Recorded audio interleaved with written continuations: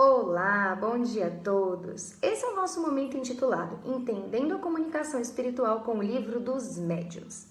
Hoje, nós estudaremos o capítulo 8, intitulado Do Laboratório do Mundo Invisível. Nesse capítulo, os espíritos explicam pra gente por que, quando há uma manifestação visual, muitas vezes os espíritos aparecem com túnicas ou mesmo com roupas que eles usavam aqui em vida e também com objetos que eles também usariam quando estavam aqui encarnados. A explicação é que essas manifestações, elas têm que ser críveis. Então, para que a pessoa que está vendo acredite que aquilo é de fato e de verdade a pessoa desencarnada e não uma alucinação, tudo que ela apresenta vai ser o mais real possível de quando ela estava encarnada. Os espíritos, eles têm um poder que a gente não pode imaginar.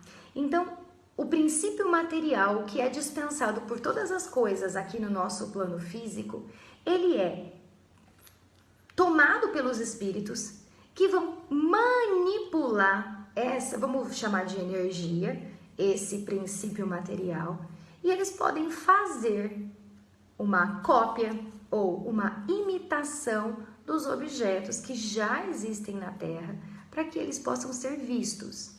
Se o espírito quiser e se for necessário, ele pode fazer esse objeto ser tangível, ou seja, nós encarnados, podemos tocar esse objeto, se for necessário, tá? Então, se houver necessidade.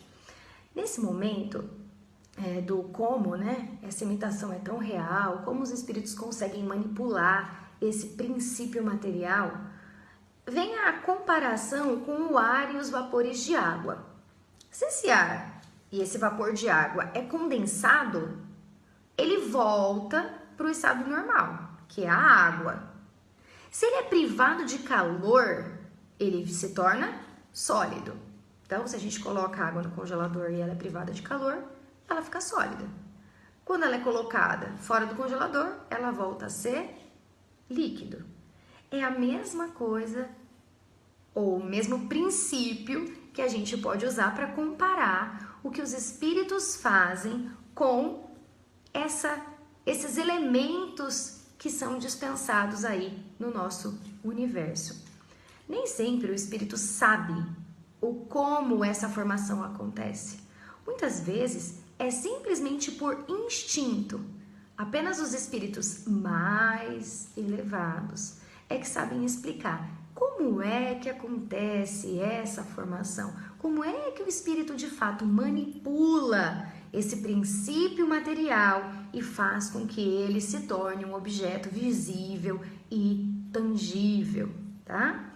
Então, o espírito, ele atua sobre a matéria e é da matéria cósmica universal que ele tira os elementos, ele manipula os elementos que ele vai necessitar para formar o objeto. Esse objeto já existe no nosso convívio. Ele não inventa algo novo, ele imita algo que já existe. Então, todos esses objetos, eles são temporários. Eles não podem ficar aqui, porque, como foi dito, eles são formados e não criados. E esse movimento para se formar um objeto em uma manifestação visual, ele sempre conta com a vontade e com a permissão de Deus. Nunca é algo que o espírito quer fazer por si só e ele pode fazer.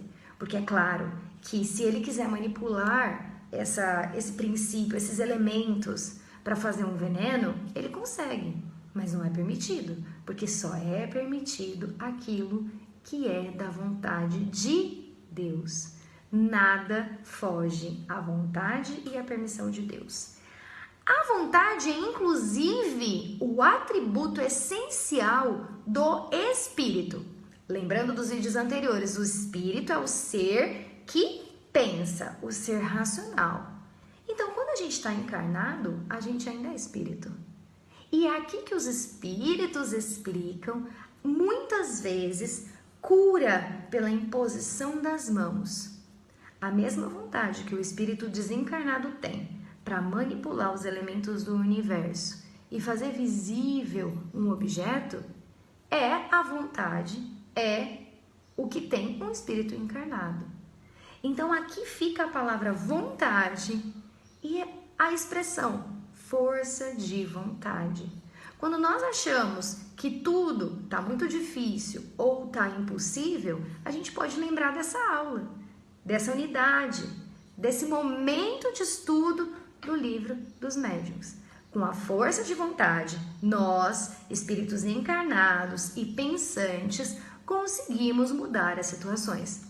Todos nós conseguimos, com a imposição das mãos, fazer uma cura?